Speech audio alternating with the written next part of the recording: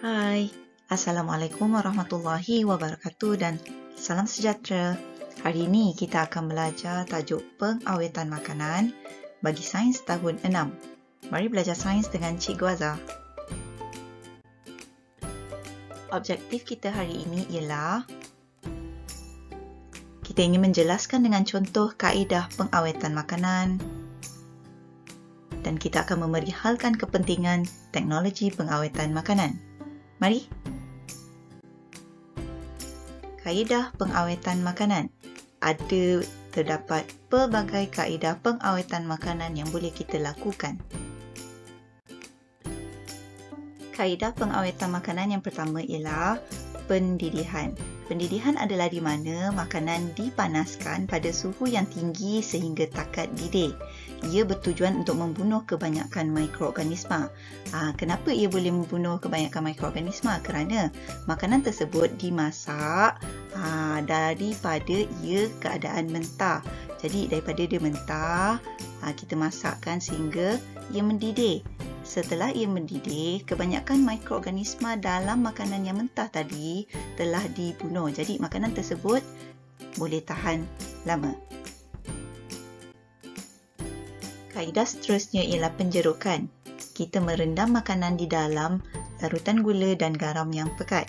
Ia adalah untuk menghalang atau menghentikan pertumbuhan mikroorganisma kerana keasidan dan kepekatan gula yang tinggi adalah tidak sesuai untuk pertumbuhan mikroorganisma.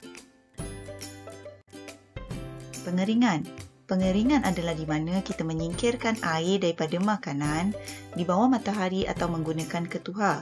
Ini adalah di mana makanan menjadi kering. Apabila makanan menjadi kering, bermaksud daging, ikan seperti dalam gambar rajah tersebut telah kehilangan air. Apabila kehilangan air, maka mikroorganisma mati atau tidak aktif dalam keadaan tiada air. Pembungkusan vacuum pula adalah di mana kita mengeluarkan semua udara daripada pembungkus makanan. Perhatikan raja di bahagian kanan anda. Okey, ini adalah kaedah pembungkusan vacuum di mana udara dalam pembungkusan makanan tersebut disedut keluar. Ia adalah bertujuan untuk menghalang pertumbuhan dan pembiakan mikroorganisma kerana tanpa udara, mikroorganisma tidak boleh bertumbuh dan membiak. Penyejuk bekuan pula adalah di mana makanan disimpan pada suhu takat beku iaitu 0 darjah Celsius dan ke bawah. Maknanya negatif berapa darjah Celsius ke bawah itu adalah takat beku di mana ais mula terbentuk di permukaan makanan dan sebagainya. Ia adalah bertujuan untuk mengurangkan keaktifan mikroorganisma dan menyebabkan mikroorganisma ini lambat bertumbuh di permukaan makanan tersebut. Bagi kaedah pendinginan pula, ia adalah menyimpan makanan di dalam persekitaran yang bersuhu kurang dari 18 darjah Celsius. Apakah beza pendinginan dengan penyejuk bekuan tadi? Dalam peti sejuk, bahagian pendinginan adalah di mana bahagian yang biasanya kita simpan sayuran dan buah-buahan. Bagi penyejuk bekuan tadi adalah kawasan beku. Sebab tu nama dia penyejuk bekuan, terbentuknya ais. Tapi pendinginan adalah sejuk biasa saja iaitu 18 darjah Celsius. Ia juga bertujuan untuk mengurangkan keaktifan mikroorganisma. Maksudnya, mikroorganisma jadi kurang aktif, jadi makanan tahan lebih lama. Pemasinan. Pemasinan adalah di mana makanan tersebut disingkirkan kelembapannya dengan menggunakan garam. Bagaimana kita menggunakan garam untuk menyingkirkan kelembapan pada makanan? Seperti bagi telur masin, iaitu kita menggunakan telur itik, kita akan rendamkan telur ini ke dalam larutan air garam. Apabila kita rendamkan larutan garam tersebut akan menyerap masuk ke dalam telur kerana kulit telur bersifat poros di mana dia boleh bertukarnya cecair, pengaliran cecair di situ. Jadi air garam masuk ke dalam telur tadi dan air yang pada asalnya dalam telur tadi dia bertukar tempat. Sebab itulah telur ini dia menjadi masin apabila direbus. Tetapi perlu disimpan selama beberapa minggu, barulah dia akan jadi telur masin. Bagi ikan masin pula, gambar raja yang di bawah, ikan yang segar itu disiang dan dibersihkan, kemudian dilumurkan garam pada setiap permukaan ikan tersebut walaupun di bahagian dalam juga. Apabila dilumurkan dengan garam, garam dia berfungsi dengan cara menyingkirkan kelembapan. Maknanya dia akan serap keluar air dan sebagainya, dia menggantikan tekstur garam tersebut. Jadi ikan tersebut akan menjadi masin, daging tersebut akan mula menjadi masin. Ia bertujuan untuk memastikan tiada pertumbuhan mikroorganisma, kerana bila tiada air, mikroorganisma tidak dapat tumbuh. Pengertinan dan pembotolan pula adalah di mana makanan dididihkan, disejukkan dan dimasukkan ke dalam bekas kedap udara. Seperti langkah yang ditunjukkan dalam raja, langkah pertama, makanan tersebut dibersihkan, disiang dan sebagainya, kemudian dimasukkan ke dalam tin. Kemudian langkah kedua, tin dipenuhkan dengan sos atau minyak atau larutan gula, bergantung kepada jenis makanan. Sos adalah seperti sekiranya kita ingin mengetinkan sardin. Minyak adalah untuk makanan yang memerlukan minyak. Larutan gula adalah seperti sekiranya kita ingin mengetinkan buah-buahan. Langkah ketiga, tin dipatri. Dipatri ni disil, ditutup padat untuk menjadikan kedap udara. Kemudian langkah 4, tin dipanaskan dalam periuk tekanan untuk membunuh semua bakteria. Langkah 5, tin disejukkan secara rendaman atau semburan air. Dan langkah terakhir sekali, tin dilabelkan dan dibungkus untuk dipasarkan. Jadi tujuan dia adalah pemanasan dilakukan pada suhu tinggi untuk membunuh kebanyakan bakteria dalam makanan tersebut. Yang telah ditin tadi, sebab kita dah masak. Okey, dia telah dimasak, makanan tersebut telah dimasak. Sebab tu kebanyakan makanan yang dalam tin kita dah boleh terus makan apabila dibuka. Okey. Pelilinan.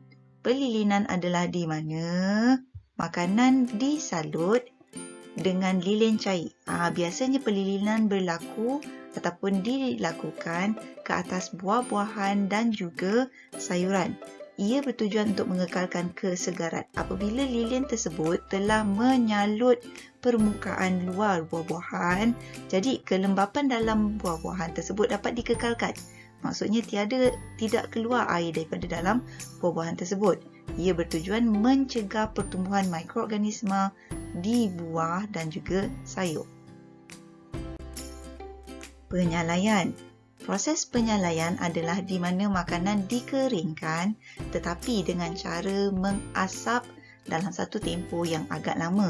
Anda boleh perhatikan video di bahagian kanan anda.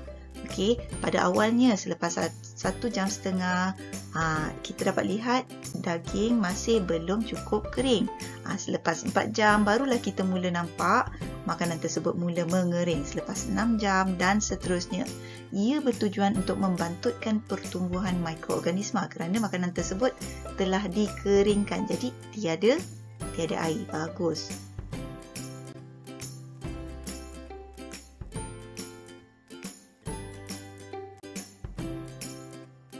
Kaedah pengawetan makanan seterusnya ialah pempastiuran. Walaupun perkataan ini agak sukar disebut, ia mendapat nama daripada pengasas kaedah ini iaitu Louis Pasteur.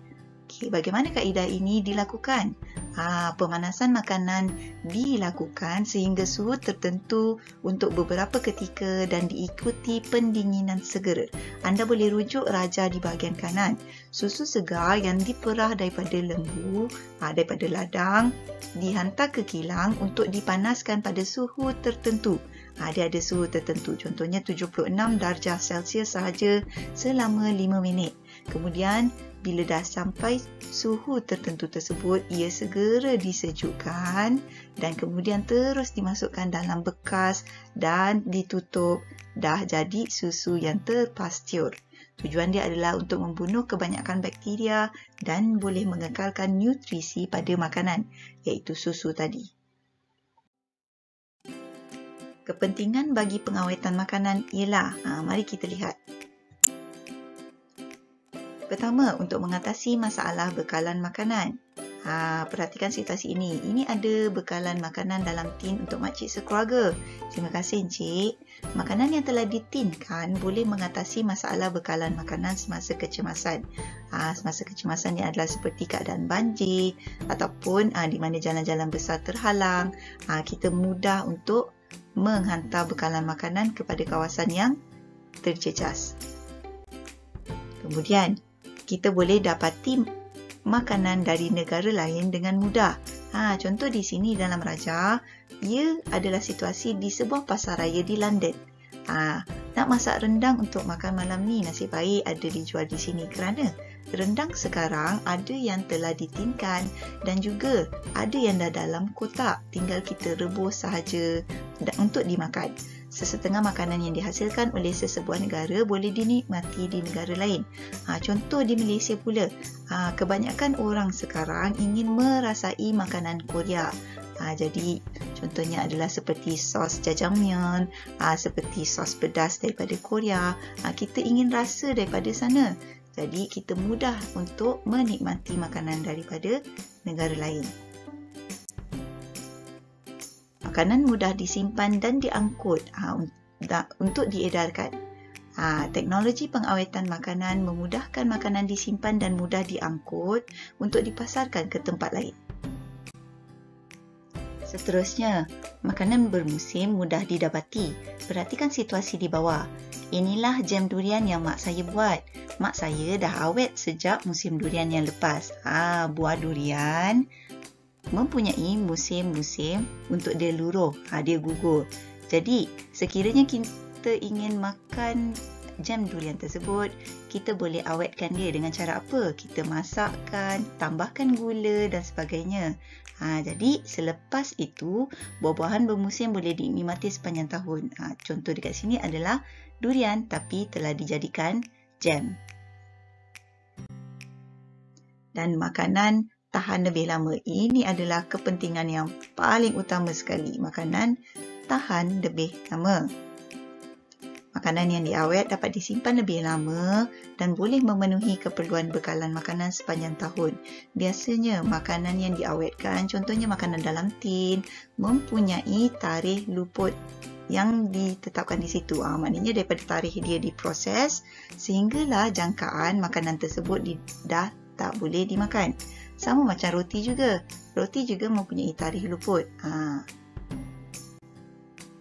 Jadi rumusan kita untuk hari ini adalah kaedah pengawetan makanan adalah pendedihan, penjerukan, pengeringan, pelilinan pemasinan penyalaian, pempastiuran, pembungkusan vacuum, penyejuk bekuan dan pendinginan, dan akhir sekali pengetinan dan pembotolan.